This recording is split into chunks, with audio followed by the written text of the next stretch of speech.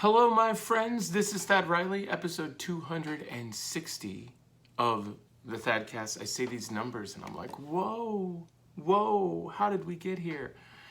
So, just to get us kicked off today on episode 260, if this is your first time or one of your first times, I try to do a little extra intro every 10, 15, 20 episodes.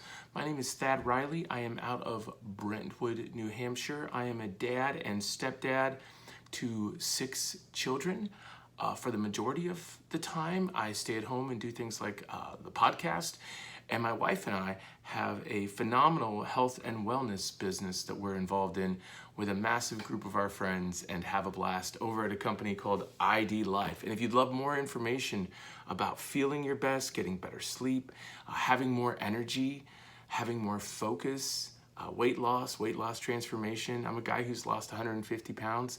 Reach out to me today. Holler at me today, and I'd love to share more and hear more of your story. So today we're going to talk about, it's Monday, by the way. It's Monday if you didn't know.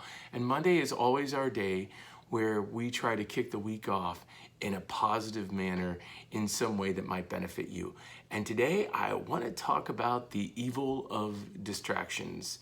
If there was ever a year where distractions caused us difficulty, it is the year 2020. We are a culture that has lost control in so many ways on how to manage our distractions. I know I'm not alone in this.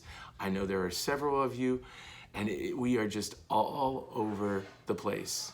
We don't live in the truth very much, and we are trying to discern what the truth is. And when you don't know what the truth is, you keep seeking the truth and you keep spending time and spinning a lot of wheels. So what I think we need to do, and my encouragement today for you, is to first of all take a step back and ask yourself, how are you doing with your life as far as distractions go? When you're trying to be productive, whether it's at work, by the way, you can be distracted with your wife on a date and you need to put the phone down, but how are you doing in your life with your distractions? Now today, we're going to focus a little bit more on when you're trying to be productive with work or something similar to work, a passion project maybe.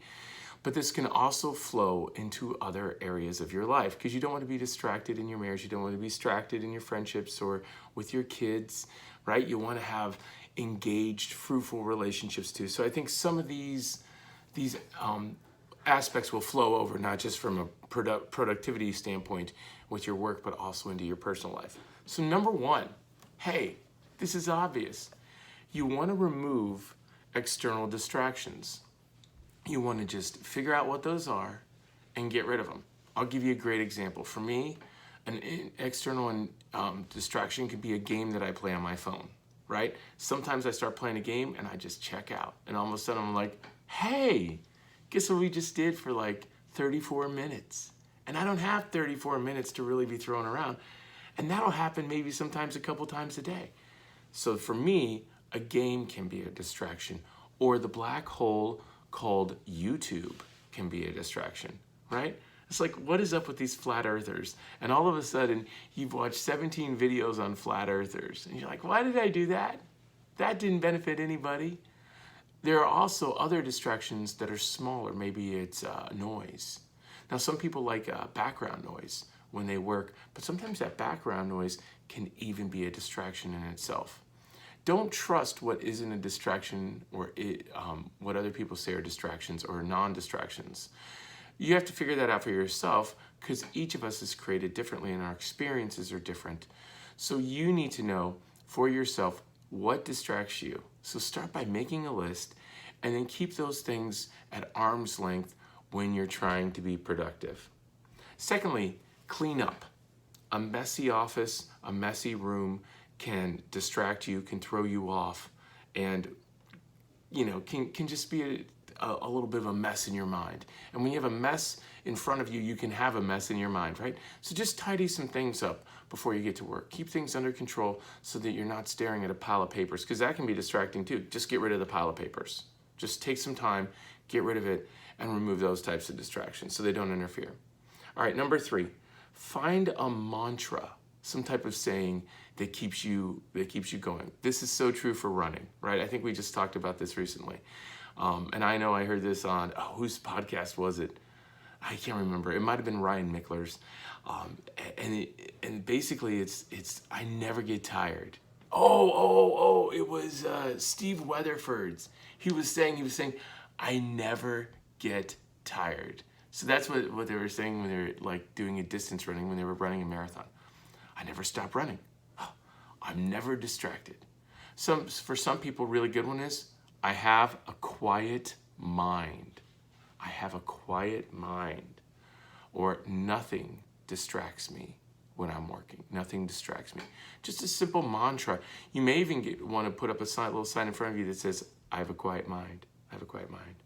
Number 4, set timelines and goals, but not like long-term ones, because that's not going to help in the moment. Say, okay, I want to have this done by 9 a.m. and get to work and get it done by 9. Or just say, this project should take 30 minutes long. This project should take 20 minutes long. Or probably don't want to go too far out there. 90 minutes is maybe okay. But you want to say, I should be able to get this much done by this time period. And then you sit and you start working. And you look at that clock and you keep thinking, I'm working to the time period. And when you work to the time period, your mind will stay much more crystal clear and focused. Number 5, this is so true for me. And when I've been on my A game, it's so true.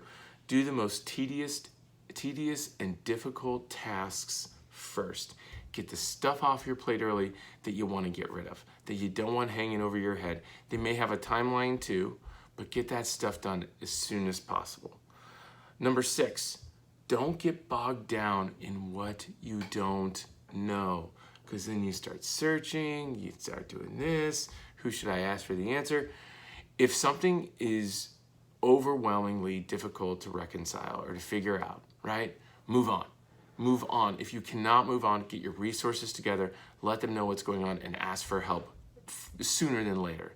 Don't get to the point where you've spun your wheels for 3 hours trying to figure something out, when a 15-minute conversation with someone, even if you don't like them, could resolve something, right? Get stuff off your plate and don't mess around with the stuff that's going to distract you or pull you in 7 directions. Number 7, set timelines around social media or that black hole of YouTube. So neither of those things, by the way, are bad in itself. But some of you need a little guidance and help with it. So maybe you say, I'm going to work for 50 minutes straight, and then I'm taking a 10-minute break. I'm going to go for a little walk, which is, by the way, better than scrolling social media. I'm going to go for a walk around the block, and I'll have my phone out and I'll look at social media like everybody does with their heads down, right? I'll look at social media while I walk, and then I'll come back in. Or what I'm going to try doing is this. Don't be on social media scrolling through unless you're standing up. Don't do it sitting down. And just say, I don't sit down when I'm on social media. And see how that works out. I was thinking of that today in the shower. I thought that could be a really good idea. But don't let social media or YouTube or those black holes of the internet consume your day. Okay? Keep those at bay. That's kind of with distractions, but it's good to bring up again. Visualize. Number 8, visualize yourself working and being successful. All right, so put that in your mind and work towards that person who you want to become. Visualize it. It's like any goal. You want to be a person who isn't distracted. Visualize yourself as a person who is laser-like focused, getting things done. Number 9, don't forget your why. Your why is huge and will keep you on point even when the distractions can be pretty rough. If you keep that why out in front of you, right, you're doing good. This is like when you went to Dad's office as a kid and he'd have a picture of the family up, right? What's the family for? It might be to show off that he's actually a decent guy with some kids and a wife, and he's made a life for himself, right? A lot of times he's sitting there and it's like, oh yeah, this is why I'm here, because of this life that all of us have, right? That's what it was. The picture, Dad would look at it and be like, hey, I'm here for these guys. I love them. This is what I do as a dad. I work, I make things happen, I bring in some income. It's part of my role and responsibility. So think of like the grainy old 1970s office that Dad's sitting in, and a picture of the family up there that he's proud of, that he's had a part in, and all of this good stuff. And Dad works for the family because he's got that picture. But take that to yourself and think about your why. What is your purpose? And having a visual attached to it, like medals from races for runners, having that visual thing that can remind you why you do this is so good. It's so helpful. Number 10, finally, maybe could have been number 1. pray and ask God for help. Pray and ask God to help you to not be distracted. When your mind starts to drift, ask the Lord for your help. He will be there with you. He's already with you. He will sustain you and strengthen you in your times of need. That's what the scriptures say. He is always with us. He always protects us, and he always strengthens us. Maybe not in the ways we see it, but he is always doing good things, making things happen for us. So we need to ask him for help. Why? Because he's God, and because he can actually help you. Finally, in closing, distractions are a part of our world, especially with phones and our connectedness to them. We have distractions with us all the time.